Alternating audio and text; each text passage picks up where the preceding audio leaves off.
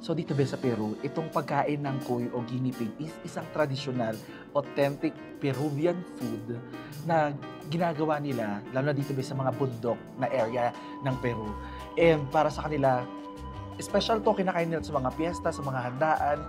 And yung para nila pagluluto na ito, tinatagal mo nila ng lamang loob. Ayan guys, yung mga prutas na meron sila dito. Iba't ibang prutas.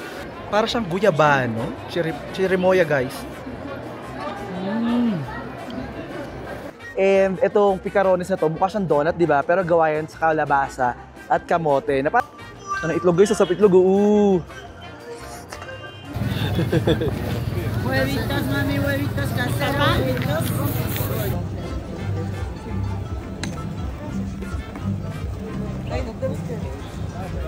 Ese es más. Claro, saltadito.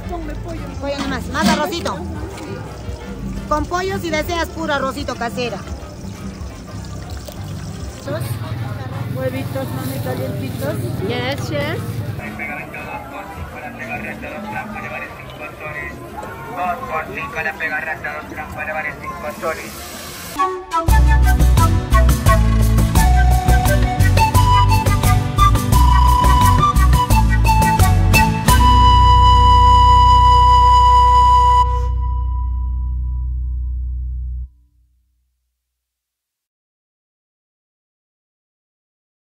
Hi be, it's me Francis Kede and welcome back to my channel. Andito tayo ngayon be sa may Plaza de Armas. Dito pa rin yan be sa Cusco. And dito pa rin yan be sa Peru. Tignan nyo muna ba yung ganda ng Plaza de Armas? Wow, 360 shot. Oh. Nahilo ba kayo? Ito ba yung pinaka-pangunahing square nila dito kung saan ginaganap yung maraming activity. Actually, dyan may mga batang nagsasayaw-sayaw. And actually, tuwing may mga event, maraming ganap dito. In the past days na nandito ako, marami ako na-witness rin na event dito. And itong Cusco Bay, kung hindi nyo alam, is yung dating capital ng Incan Empire. Pero kung makikita nyo man sa panahon ngayon, is puno na ito ngayon ng mga colonial architecture. Actually, halo-halo dito. Yung mga kalsada dito iba is Incan-inspired, pero kadalasan karamihan dahil nung sinakop nga sila ng mga Espanyol, itinayo nila ito ang lahat. So dito guys, sobrang daming magagandang simbahan. Sobrang daming magagandang simbahan. At saka, feeling ko totoo yung prayers talaga, as in prayer works, as in nung nawala yung ATM ko dito, nagpray ako dito sa simbahan. So, be, na-resolve. Sabi ko, thank you Lord. And, bago pa man be, no, gracias. No. No, gracias. So, marami rin nagtitinda dito dahil aram nila, Bisaya alam nila na, na maraming turista dito, as in yung feel ng tourism dito, be, parang siguro 90-80% puro puti, European, Americans, ganyan. And marami rin namang Asian. Pero for today's video, samahan nyo ako dahil titikim tayo ng kanilang mga pagkain dito. And yes, be, na-miss ko yung ganitong segment talaga, yung naka-focus talaga ako sa para, okay, kakain tayo this video. And for today's video, be, dito kasi sa bansa nila, sikat yung mga pagkain na dito mo lang makakain. Like kunyari, yung alpaca. Well, anyway, ayun yung una natin titikman ngayon, guys, yung alpaca. And titikman din natin for today's video ang, anong tawag dito? Ay, ito, be. Pet sa atin to, ang guinea pig. So dito be, nalaman ko na kinakain nila ang guinea pig at nililitsyon nila or piniprito nila. So medyo excited din naman ako, kinakabahan ako. Nakakain naman ako ng ibang mga weird na food, pero ito yung dadagdag sa listahan. So kung ready na kayo, make sure may pagkain kayo dyan. Dahil magugutom tayo sa video na ito, magugutom ka, maraming pagkain tayo ngayon. And, be, ako lang lagi kumakain. Ako lang itataba nito. So, make sure you like this video. Paki-subscribe, be. Kung di ka pa nag-subscribe, comment down below kung ano pang gusto mo panood. At maybe, meron ka dyang suggestion na saang bansa tayo pwede pumunta soon. Well, find a way. Tulungan nyo ako. Like this video, share this video. Share this video to your friends, okay? So, tara na. Kung ready na kayo, ready na ako, ish. Bukas man yung mga restaurant. Actually, Yun talaga yung purpose ko, kaya ako tumambay muna dito, hinihintay ko magbukas sila. And I think ngayon bukas na sila. So, tara, samahan niyo ako.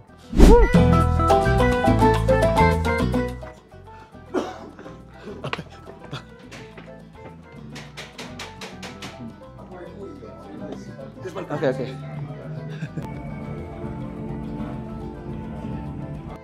So, ayan guys, andito na yung aking in-order na chicharon na guinea pig, or sa salita nila is chicharon decoy, I think. So, first time ko lang itong kakainin, be. And syempre sa atin, be, alaga at pet natin to. Pero dito, be, panglaman siya. So, ganoon talaga. That's the rule of survival. Survival of the fittest. So, tara, tingnan natin to. So, they serve it with potato. Tapos merong onion, merong bell pepper, and carrots. Tapos merong pang dressing. Ayan. Tsaka may sauce siya sa ilalim. Tingnan natin. Ay, be, malutong talaga siya, be, oh. Oh. Rinig nyo yan? Crispy. Oh my God. Ang pagkakaalam ko dito, may pagkalasang manok din daw to or duck na native. So, ito guys. Tingnan na natin.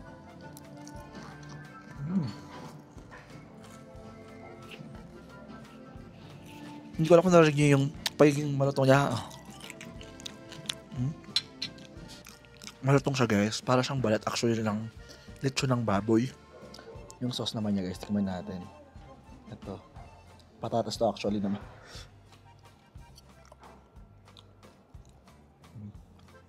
Yung duro part of me, naghahanap ako ng maasim. Kasi gusto ko parang sinasaw yung chicharon sa suka, di ba? Ito siya guys, oh. Ayan. Para siyang manok itsura niya talaga. Pero yung crispiness ng balat niya para pang lechon na baboy. Ito guys, tikman natin.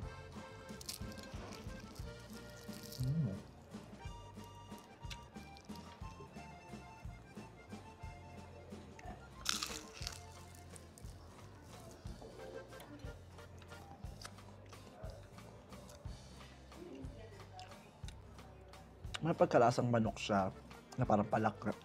So dito ba sa Peru, itong pagkain ng cuy o guinea pig is isang traditional, authentic Peruvian food na ginagawa nila, lalo na dito ba sa mga bundok na area ng Peru. And para sa kanila, special to, kinakain nila sa mga piyesta, sa mga handaan. And yung para nila pagluluto na ito, tinatanggal mo nila ng lamang loob ng guinea pig. Tatadtadin nila para medyo lumambot. And sa kanila ipiprito or hatiin nila, ganyan, depende kung buo or hati. Tapos, i-serve nila yon ng merong, minsan may sausawan na maanghang, yung aji, or yung to ng kinain ko, or to ditong sa akin, na merong onting sauce and merong patatas. So, kung gusto mong makatikim talaga ng authentic Peruvian food, you should try this. Pero ang masarap sa kanya, parang masarap sa suka. Pilipino pa rin. Kain tayo.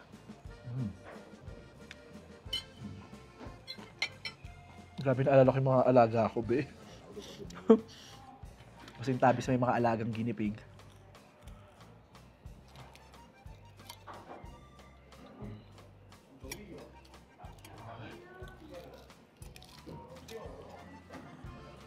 So guys, oh.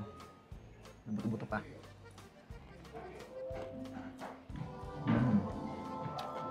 Wala siyang strong na flavor. Wala siyang weird na amoy or aftertaste. Kumbaga yung pinaka-flavor niya as guinea pig, very, very subtle. Alam mo siyang ibang karne siya, hindi siya manok, pero parang manok. Pero masarap yung balat niya, be. Lutong. Try natin may mga sibuyas. Tingnan natin, guys.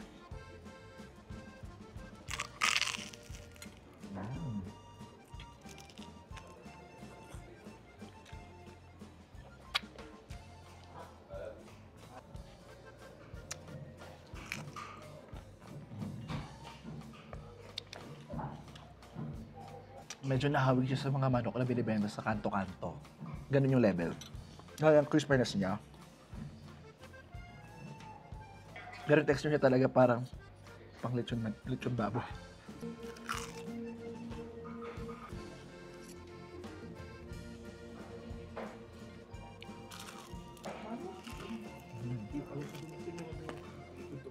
Yung ganung kaliit na hiwa ng lechon na to. Chicharon na penguin. Chicharon na guinea pig ba? Kano agad? 700 agad. 800. Tapos parang masarap siyang pangpulutan. Ito pa guys yung ribs oh.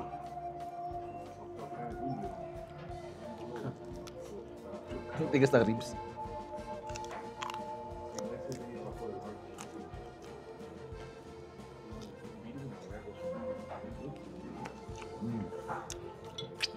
Parang ribs din ng manok. Very much like the ribs ng manok. Tsaka ito paano ba itong nabili ko, in fairness, hindi isang buo. Kasi kung isang buo ito, nakikita mo talaga itsura niya. But ito 1/4 lang.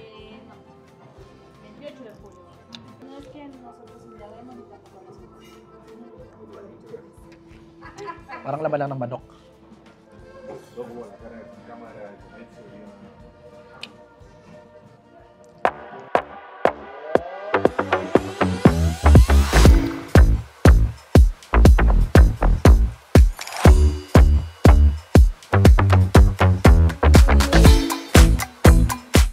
Ayan guys, sa pagpapatuloy ng ating pakiktikim dito ng mga pagkain nila, ito bumili ako ng kanilang ice candy. Hindi ko alam ng flavor to. Ang tawag nila is helado.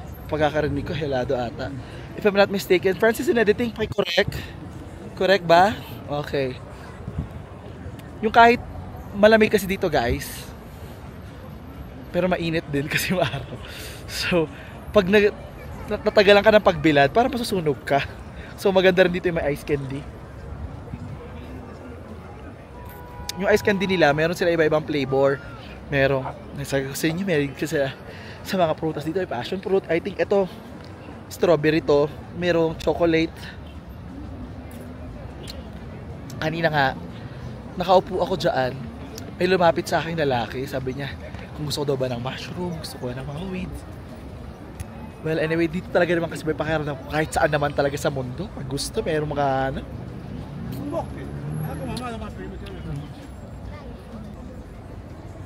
In fairness sa quality ng ice candy na dito, hindi matubig.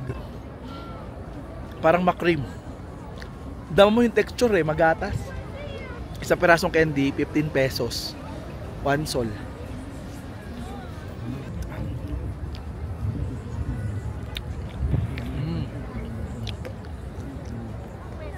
Hindi ko sure kung strawberry or gumamela. Mahilig din sila sa gumamela kasi guys.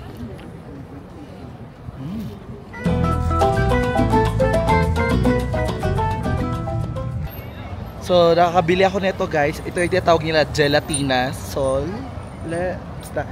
Gelatin siya na merong leche rin sa ilalim. Parang may flan sa ilalim. Nagkakalaga siya ng mga 22 pesos sa pera natin.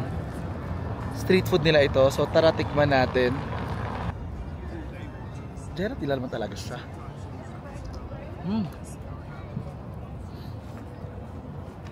Gelatin na yung texture niya, parang pamaha. Parang sobrang dami asukal na nalalasa ka dito. Sana malinis naman yung tubig na ginamit nila dito, di ba?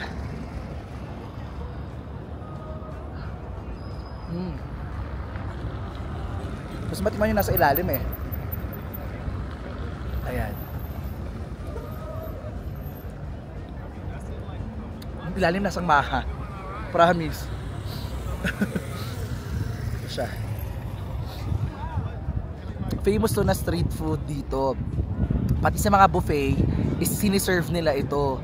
Marami silang uri ng ganito. Merong ito kulay red, may yellow, may violet. Parang lahat naman ng color ata, kompleto sila. Tapos yung iba, hinaluan lang din nila ng ibang exciting na paandar. Tulad nito merong parang maha sa ilalim.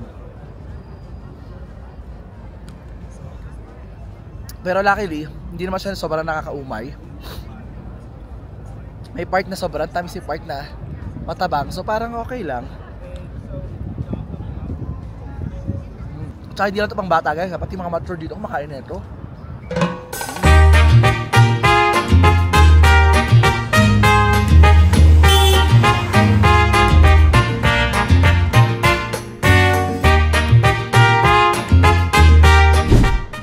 Sana tama yung pagkakatawag ko, no? So ito yung pantapat nila sa kwek-kwek natin, pero sa kanila walang harina. So binoiled lang yung egg, pinakuluan lang, tapos nilagyan nila ng pampaanghang or pampaasim. So sa akin ang hiningi ko is pampaanghang. Kasi malamig. So ito is nagkakahalaga ng 3 soles. So 45 pesos ang mahal.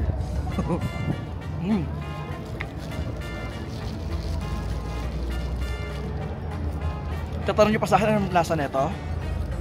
Anong lasa ng itlog? Anong lasa ng pugo? Pareho lang yung sausawan parang hindi maasim, hindi maanghang. Ayun. Minsan meron din silang suka para dito. Kasi gusto nila medyo maasim. Pero more on lime. Ang sarap dito kasi mainit siya be. Ang lawig na panahon. Tsaka mga gusto dito nila be. Kumbaga tayo meron tayong nilagang pugo, di ba? Na nakabalot pa ito, nakabalat na. Pero mainit pa din. So ito guys, meron sila dito controversial na candy, no? Ito ay candy para sa lahat talaga, pero controversial siya kasi dito mo lang siya pwede gamitin. O hindi ko alam sa mga kapitbahay nilang bansa kung pwede. Pero dito ginagamit nila ito tinatawag na coca candy. Gawa siya mismo sa halaman ng coca or yung cocaine, and ito ay pinagbabawal sa napakaraming bansa tulad ng Pilipinas be. So hindi ito pwede gawing pasalubong papuntang Pilipinas, papuntang Amerika, papuntang Canada, kundi makukulong ka. Kasi bakit? So wait, para sa bayan Kuya Francis, itong coca candy na ito be, pamay na itong titinda, no? Nakakatulong to para doon sa sakit ng ulo pag para mag-adjust yung katawan mo sa altitude, so or yung acclimatization. So ito tinitik ng mga tao dito ito or as tsaa, yung to coca leaves be, as in ginagawa siyang tsaa nila dito. Tapos it will help you para sa sakit ng ulo mo or mag-adjust yung katawan mo doon sa kanilang altitude. Hindi naman siya nakaka-drugs na gano'n, di ba? Hindi naman, dahil sabi ko nga siguro dahil masyado mataas na yung lugar, hindi ka na mahahay kasi wala nang effect. Pero ayun nga, dito parang normal na candy lang nila ito, flavor ng tinapay minsan, mga biskwit, mga cookies, ganyan, brownies. Yung iba asa tsaa, asa inumin, ganyan. Pero bawal ito sa ibang lugar. Bawal din siyang dalhin. So kunyari, for me, ang dami kong binili, di ba? Magagamit ko ba to? Hindi. Bakit? Kasi hindi ko siya mailalabas. Kasi kahit candy siya, meron siyang extract na ginagamit para doon sa drugs mismo. So, hindi siya magagamit sa ibang bansa. Pag mag-aeroplano na ako, iwanan ko na siya sa airport. Bye-bye! Enjoy na ng mga cruise sa aeroplano. Ay, cruise sa airport. Sasabihin nyo na yan. Makapulot, swerte. Char. Pero hindi naman to guys, pinagbabawal siya. Hindi siya pinagbabawal dito. Legal siya dito. Hindi siya patagong binibenta. Mga talaga siya, guys, nabili ko to sa sari-sari store. Sa drugstore makakabili ka din. Gamot siya guys para sa mag-adjust yung katawan mo sa altitude. Yung lasa niya, flavor mint nila actually. Pwede kang gumamit nito or gumamit ng ibang nahay na ako guys. Asa na kayo? Naging bulag pala talaga kaya ako nakasalamin. Yun, so 100% peruano. Caramelo de coca. Coca candy. At pala unti lang binili ko. Hindi, binigay ko siya sa ibang mga turista. So ayan guys, nag-tour tayo ngayon sa kanilang palengke. Actually mag-window shopping na lang tayo guys, hindi na tayo bibili. Dahil una, busog na ako. Pangalawa, papunta na talaga akong airport. So dadaanan lang natin siya para makita natin na meron sila dito. Chicharon? Chicharon? Huevitos, mami, huevitos caseros. Huevitos, mami, calientitos. Yes, yes.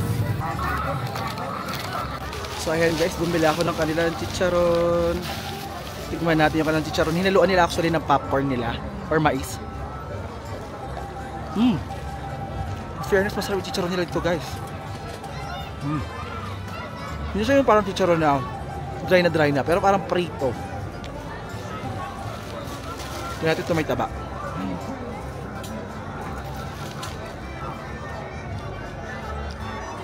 Okay lang yung alat niya sa akin. Yun lang yung taba guys, para isa pa, try natin.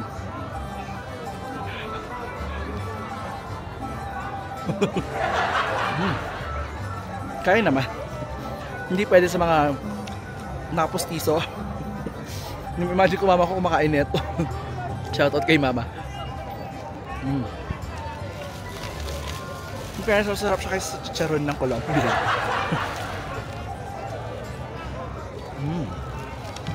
So yung ito chicharon nagkakahalaga ng 5 soles.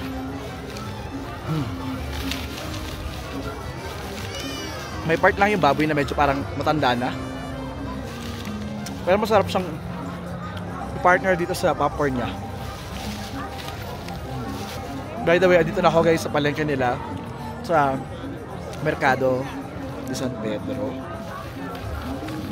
Hindi ako sure eh. Pero itong palengke nila dito, it's a flea market. Bukas araw-araw, pero gasara din pagdating ng alas 6 ng gabi. Sumilip na talaga ako para makita ko yung vibes ng palengke nila dito. Makita natin anong meron sa mga paninda nila. At mas lalong ma-appreciate natin yung culture nila. Hingal Francis. In fairness guys, masarap naman ito kanilang chicharon. Mababaon ko to on the road. Ayan. Masarap-sarap, may suka pa din. Para Pilipino talaga ako. Kailangan ko talaga ng may isawsawan. So ayan guys, dito sa loob is parang tindahan ng mga souvenir. So kaliwat kanan, pare-pareho lang naman yung mga product na makikita mo dyan. Mga shawl, jacket, kumot, souvenir, lahat. Andyan yun actually. Gusto mo ba makita? Ayan guys, oh. Ayan. Dito kadalasan guys namibili ng souvenir yung mga turista. Pero ako guys, hindi ako bibili dahil wala na akong paglalagay ng gamit. Meron din sila guys mga tindang mga juice, oh. Ito yung mga juice nila, oh. Wala. Pinya cherimoya. Hindi ko alam kasi guys kung ano yung cherimoya. Curious lang ako. Kaya ayun yung binili ko. Tignan natin. Ouch! Ayan guys, yung mga prutas na meron sila dito. Iba't ibang prutas. So ito yung pinya. May carrots. Mayroong luya. May mangga. Iba yung mangga nila guys, oh. May orange, may saging. Hindi ko alam ibang prutas.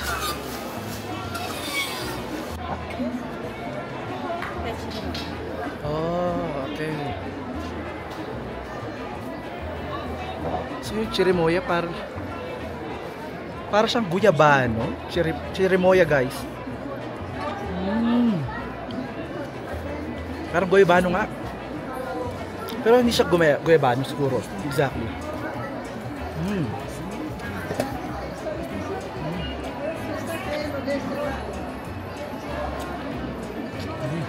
Parents guys, masarap. Oh, hindi raw sa guyabano, sabi ng ChatGPT. So, cherimoya, hindi raw sila pareho. Baka magka-related, pero hindi sila pareho. Tingnan lang natin. Tingnan natin. Ano pagkakahalo ng cherimoya at saka ng pinya.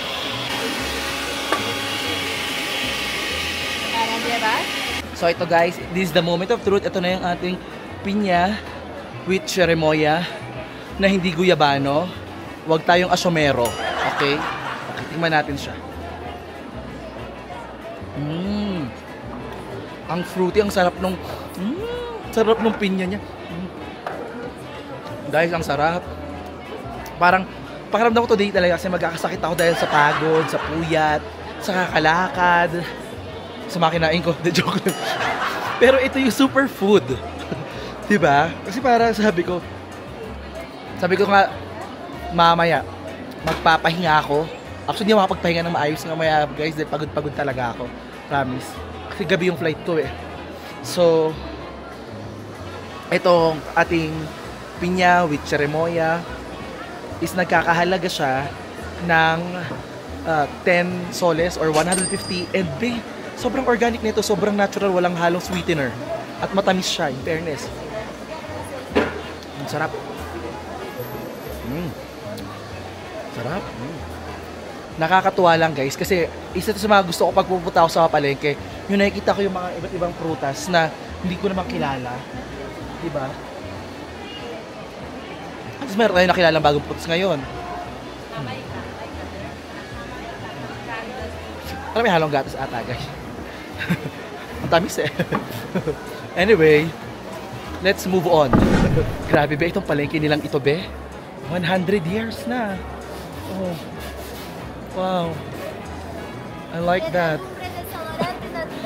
I mean that. Ayun ang mga natural.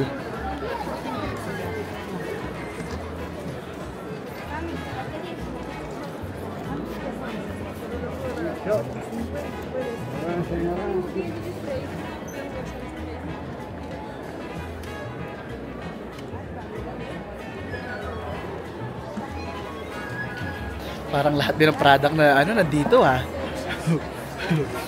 Mga pati pampagana dito guys ha. Guys, itigil na natin to. Dahil una pagod na din talaga ako maglakad dahil bit-bit ko yung aking gamit. Itong gamit ko ay hindi naman mag-Tagalog.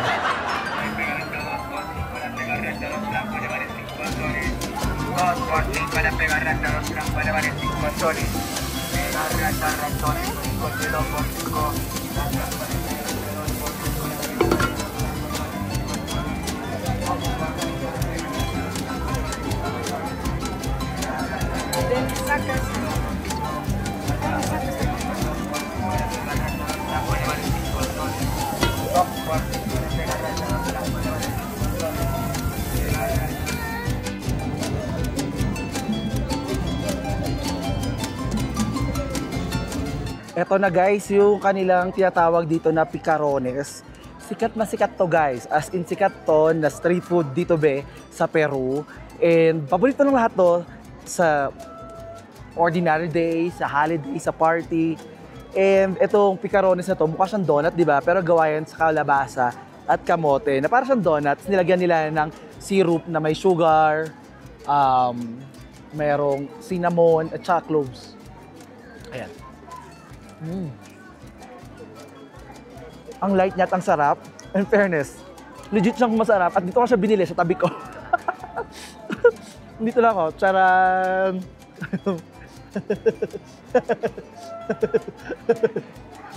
Gracias. Nagtatago sila guys, nahihiya sila. Kay Rico. Rico.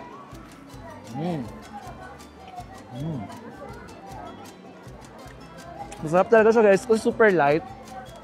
Kumbaga yung donut sa Pilipinas, nagawa sa, may benta rin, sa kalsada. Para siyang ganun, pero mas light to. As in, makita nyo naman kanina, nung niluluto nila, kahit minekos-mekos natin, nagugulos ang kamay. At saka yung mantika nila, malinis, bago. Diba? Hindi ko alam kung narinig nyo dahil maingay yung lugar ko. Crispy siya. Fresh na fresh. At sa tingin yung pagkakaserve niya, malinis, maganda. At yung isang gito ba yun, nagkakalaga ka ng 60 pesos sa pera natin. Or 4 soles. Nakakatawa pa. Binabayaran ko sila, sabi nila hindi to soles. Magkawig kasi yung yung 5 soles at saka yung 5 Mexican pesos. Halo-halo na yung pera ko, be. Minsan masarap din yung gito talaga. Kumain ka sa gitna ng palengke. Yun guys, to.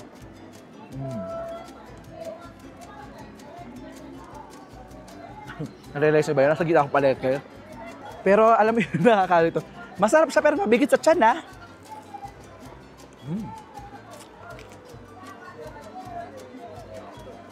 Ang nakakatuwa, tama lang kasi yung sauce na nilagay nila. Hindi siya nakakaumay sa tamis. Super sakto lang.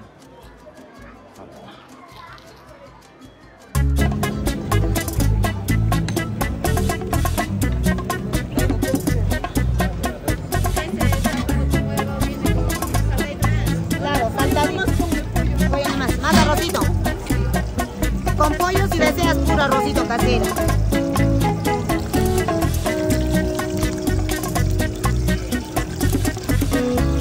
Con huevito viene de 5, con pollito viene de 8. Si deseas con saltado, sin saltado.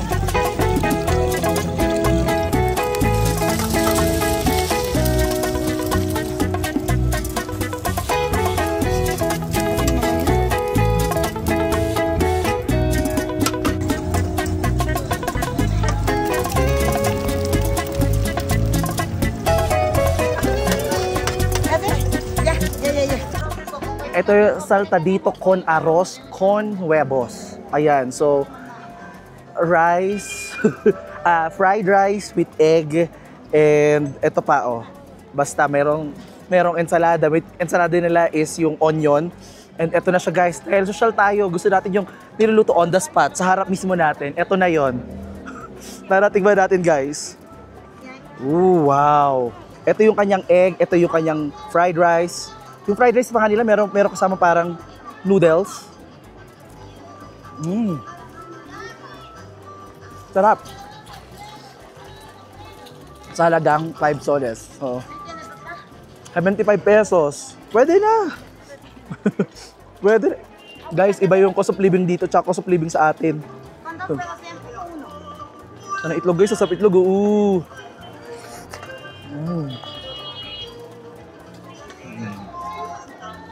Wow.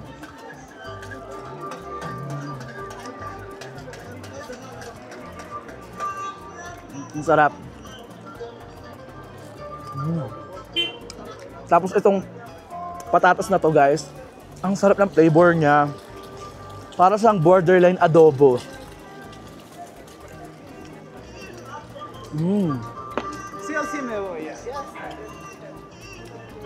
Kain tayo guys.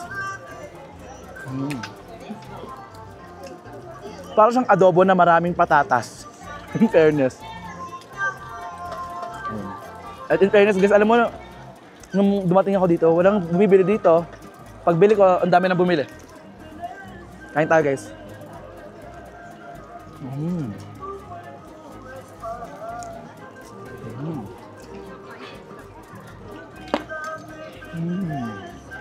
Yung grain ng kanin nila dito is iba sa kanin natin.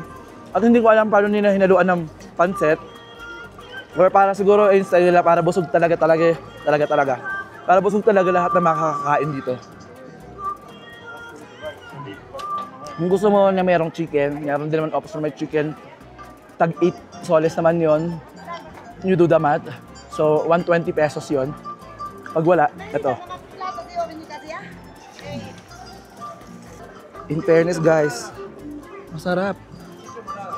A 5 soles, 5 soles, saltado con huevo a 5 soles.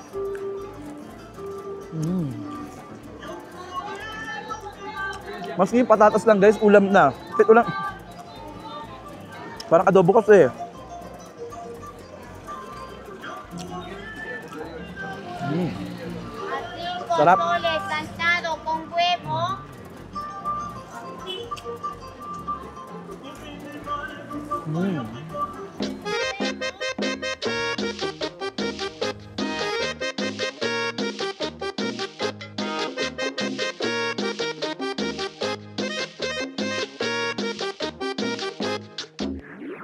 Ayan guys, kain na muna tayo dito. Meron ako ditong soup, vegetable soup, at saka meron akong alpaca. First time ko kakain ng meat ng alpaca. Or, ano ba sa English yung alpaca? English ba yung alpaca? Tignan natin itong soup. Nag-request ako ng soup kasi masakit talaga yung leg ko guys. Ito oh, samsite yung ulo ko. Pangit naman, sakit na yung ulo ko, masakit na yung puso ko, masakit na yung... Alam mo yun, ito na eh. So, kailangan hindi sumakit yung sikmura ko. Sarap ng soup nila. Ay, ang soup nila pala dito parang luto ng mama ko pag may sakit. Pak, may kanin sa ilalim. Ayan. May mushroom, may cauliflower, may maraming vegetable, may mushroom lahat. Ayan. Pakiramdam ko okay na okay ito sa may sakit. Tsaka maganda sa kanila ngayon dahil malamig.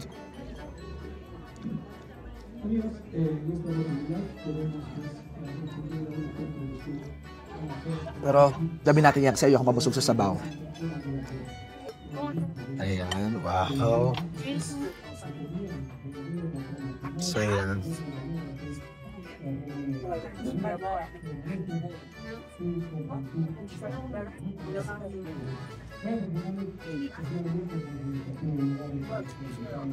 And guys, ito yung ating alpaca. So, meron sila itong picante sauce. Or, basta, maanghang na salsa. Kain tayo, guys. Sakit na leeg ko talaga. Sakit talaga. May stiff neck ako, guys. Kain tayo.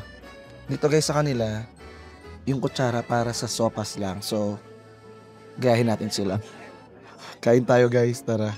Tikman natin yung kanilang kanin. Ito yung sauce ng kanilang sinotay na alpaca. Tikman natin, guys. Masarap naman yung alpaca nila. Actually, dito, guys, kinakain din nila dito yung guinea pig. Dahil wala akong... Hindi ko naman kaya kainin lahat ngayon. Isa-isa lang. So, alpaca na lang muna. Masarap siya.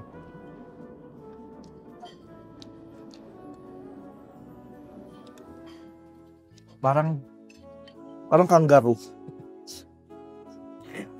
Lasang...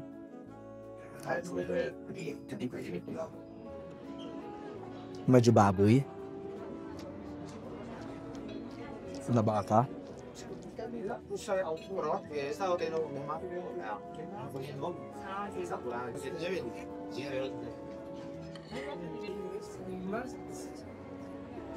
Gusto ko yung plating nila, yung presentation na maraming gulay na ano.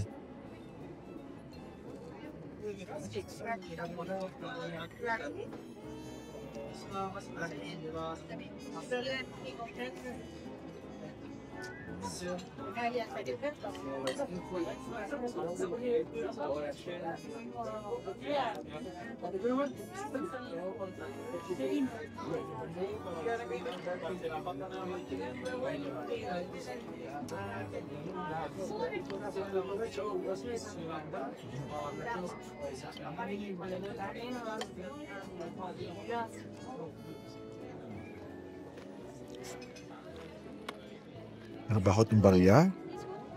Good, yeah. Lugar amigo. ¿Qué país? Filipinos. Ah, welcome. Gracias. Gracias, Filipino. Salamat. Ha? Salamat. Oh. Salamat. Buen apetito. Gracias, salamat. Nilagyan ko siya guys ng barya. Wala na kasi ako talagang cash. Ang cash ko guys, 1.5 sa presyo natin, sa pera natin. Pero mga binigay ko sa kanya mga ano naman, mga more or less 100 pesos.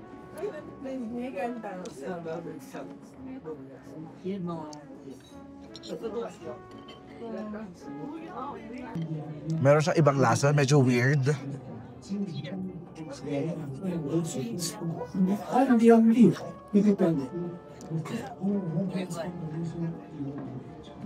Medyo weird yung lasa niya.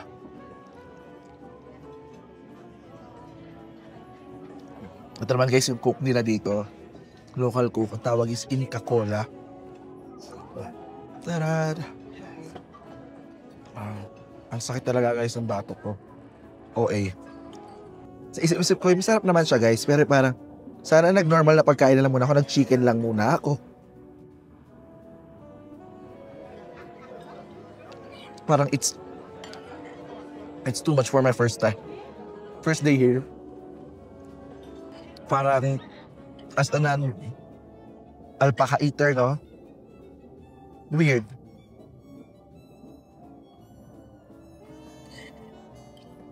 Sa texture ng laman, parang naisip ko yung laman ng pusa.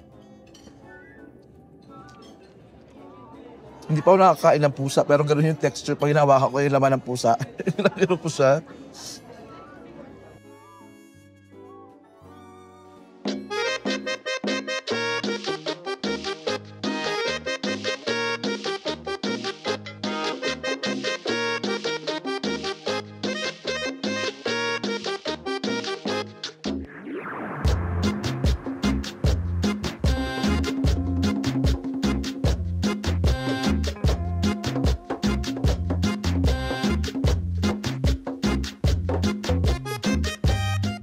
Preocupes, que yo siempre he de quererte, de amarte y admirarte, ay amor, no te preocupes.